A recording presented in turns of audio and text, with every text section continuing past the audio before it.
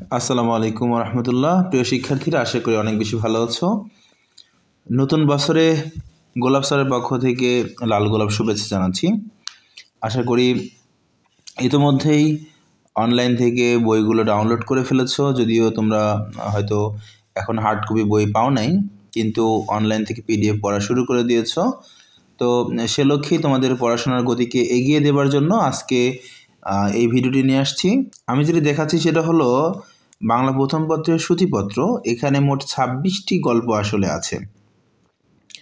এই 26টি গল্প এবং পাশেই দেখো মোট কবিতা আছে বাংলা বইয়ের মোট 28টি কবিতা।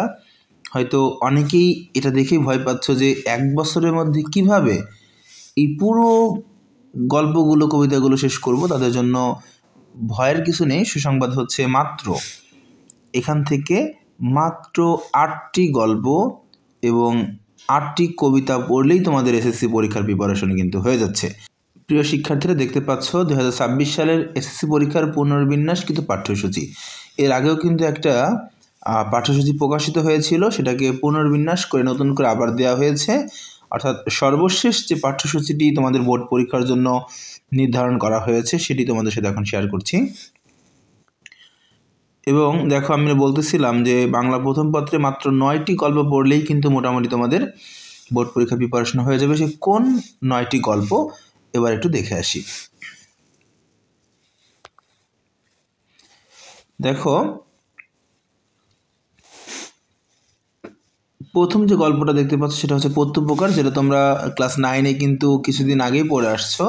এরপরে শুভা, বই পড়া, আমাটির ভেপু, মানুষ মোহাম্মদ সাল্লাল্লাহু আলাইহি ওয়াসাল্লাম, নিম গাছ, শিক্ষা ও মনুষ্যত্ব, প্রবাস বন্ধু এবং 21 গল্প। তোমরা যারা ভিডিওটি দেখছো তারা ভিডিওটি এই মুহূর্তে পজ করে তোমার মূল বইয়ে, যেহেতু যদি বই থাকে তো সেখানে চিহ্ন দিবা, যদি না থাকে তাহলে খাতায় লিখে রাখো, যাতে পরবর্তীতে এইগুলো টিক চিহ্ন দিয়ে নিতে পারো। তো আমরা চলে যাচ্ছি পরের। মোট কয়টি কবিতা পড়তে হবে একটু খেয়াল করো যে আমাদের এখানে মোট কবিতা অংশ দেওয়া আছে মোট 8টি কবিতা। এই 8টি কবিতা যদি তোমরা পড়ে ফেলো তাহলে এটাই কিন্তু তোমাদের জন্য বোর্ড পরীক্ষার জন্য যথেষ্ট। মাত্র যেহেতু 1 বছর, এর জন্য সরকার তোমাদের সুবিধার জন্য অনেকগুলো কবিতা আসলে কমিয়ে দিয়েছে। এর মধ্যে প্রথম কবিতা হচ্ছে কপোতাক্ষ নদ, জীবন বিনিময়, ওমর ফারুক, সেই দিন এই মাঠ, বৃষ্টি, আমি কোন আগন্তুক নই, তোমাকে পাওয়ার জন্য হে স্বাধীনতা, বঙ্গশেখ। এখন খেয়াল করো যে আমি কিন্তু আমার গত ভিডিওতে বলেছিলাম যে তোমাদের কিন্তু এবার উপন্যাস এবং নাটক থেকে নাটকটি বাদ দেওয়া হয়েছে এবং উপন্যাস ছিল কাকতাড়ুয়া। এই কাকতাড়ুয়া যে মুক্তিযুদ্ধভিত্তিক উপন্যাস, এটাও কিন্তু আসলে বাদ দিয়ে দেওয়া হয়েছে এবছর 2026 সাল এসএসসি পরীক্ষার জন্য।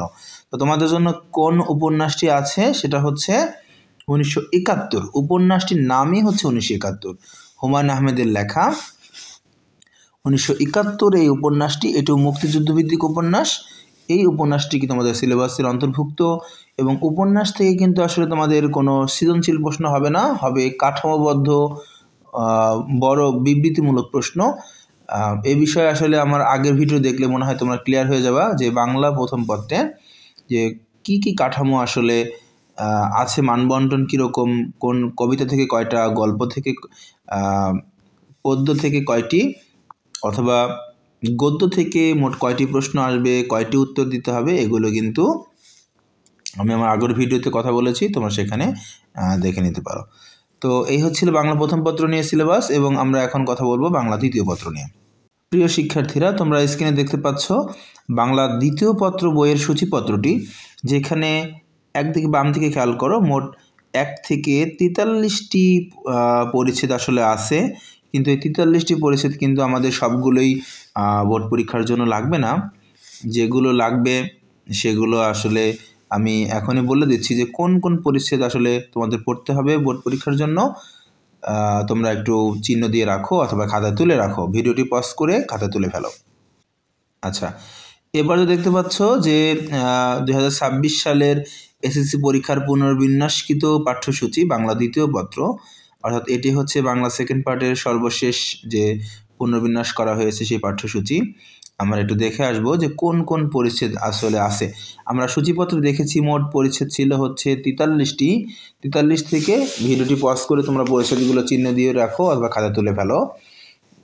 পরিচ্ছেদগুলোর মধ্যে আছে হচ্ছে পরিচ্ছেদ 5, 6, 7, 8, 9, 10, 11, 12। এছাড়াও আরও যে পরিচ্ছেদগুলো আছে সেগুলো একটু দেখো, নিচে আমরা দেখিয়ে দিচ্ছি। পরিচ্ছেদ 17, 18, 19, 20, 21, 22, 23, 24, 25। এখানে আসলে বেশ একটা না সবই গুরুত্বপূর্ণ পরিচ্ছেদ, এই জন্য আসলে আলাদা করা হয়নি, বাদ দেয়নি। এবং এরপরে যেটা আছে 31, 32, 33 এবং 34, এই পরিচ্ছেদগুলো কিন্তু ব্যাকরণের জন্য লাগবে। এছাড়াও 39 থেকে 43 পর্যন্ত, এই দেখো এই 39 থেকে 43 পর্যন্ত যে পরিচ্ছেদগুলো আছে এই পরিচ্ছেদগুলো কিন্তু তোমাদের আসলে বোর্ড পরীক্ষার জন্য পড়তে হবে।